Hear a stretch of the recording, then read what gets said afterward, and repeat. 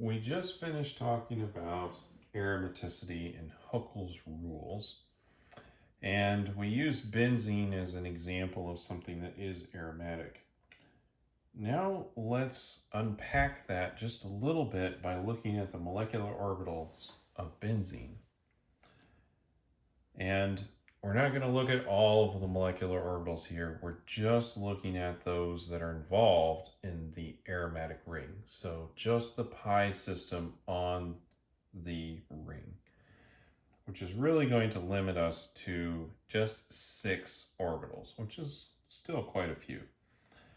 Now, a very quick way to consider this is actually just draw the molecule with one of the ring's vertices pointing down.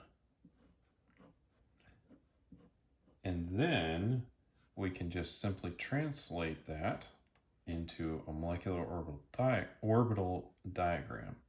So we have one orbital up here at the top, and we have a couple over here, just like this, following the ring down. A couple more there, right here, and then the one at the bottom. And then we can fill this in. We've got 6 pi electrons here. And we fill that in, and this is the dividing line between bonding and anti-bonding. So up here we have anti-bonding, and down here we have bonding.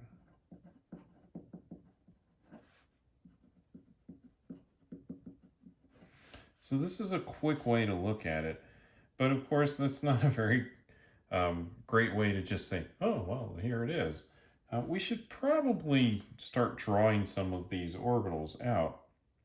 Now you'll have to keep in mind that I'm still going to draw just like this, because this is an abbreviated form of the energies here. So we do have one orbital that's lower in energy, and we've got a couple that are degenerate, then a couple more degenerate ones up here, and then finally the highest anti-bonding orbital, which is where we're not going to have any of the overlap.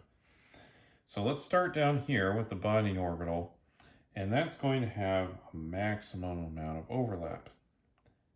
And so hopefully I can draw these pretty good here.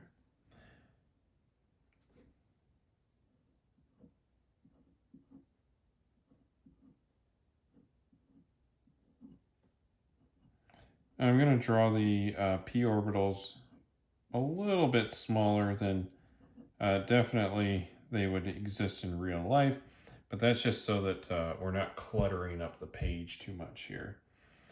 Now, again, we have some shading to do, and we'll want no additional nodes on here. So in this case, we have that pi system extending over the entire molecule all at once, and also below.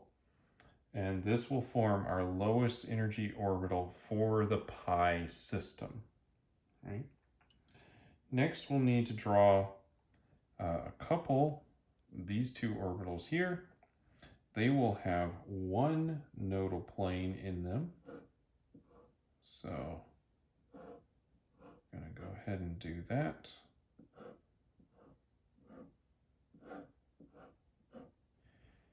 And of course, we're going to fill in all these p orbitals.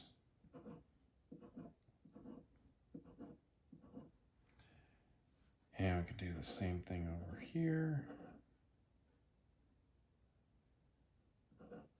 Except I'm going to skip a couple because they're not going to be involved. So in this case, we will have all of these on this side of the molecule shaded that way, and all of the ones on the right side shaded that way, and we have a nodal plane right down the middle here. And so these 3 carbons are bonding to each other, and these 3 carbons are bonding to each other. And then there's a nodal plane in between. And then over here, we can draw another nodal plane where these p orbitals here are just not going to interact. And we have a nodal plane kind of in this direction right here. So both of these have one nodal plane, so they're a little higher in energy than the one down here, which had none, or at least no additional ones over the one that automatically comes with p orbitals. Next, we'll keep drawing with our antibonding orbitals now.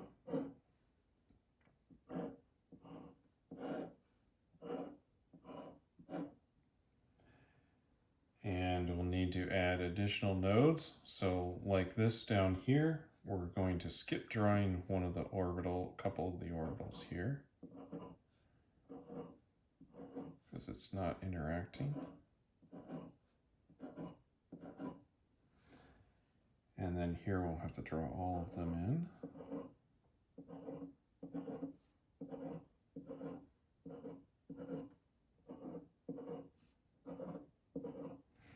So now we want an additional nodal plane.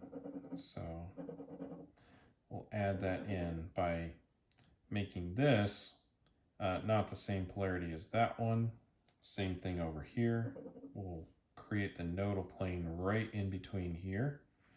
And then we'll go ahead and make these the same. So we'll have a nodal plane right along here and another one through there. So two nodes. And in this case, we need to shade in that one, and then let's say this one and that one. So now we have a nodal plane that exists in this direction and one that exists in that direction. And then of course up top here, we'll have to alternate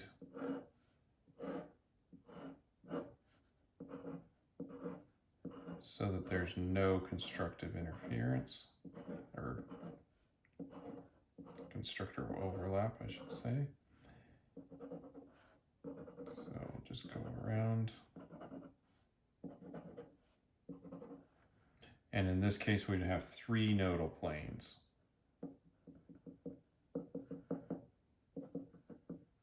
Which makes this the highest energy orbital.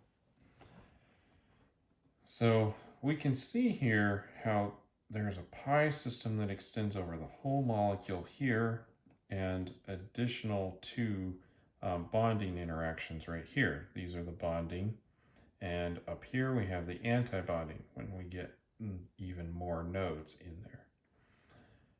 So this is just a look at the bonding within benzene, only looking at the unhybridized p orbitals, the pi interactions.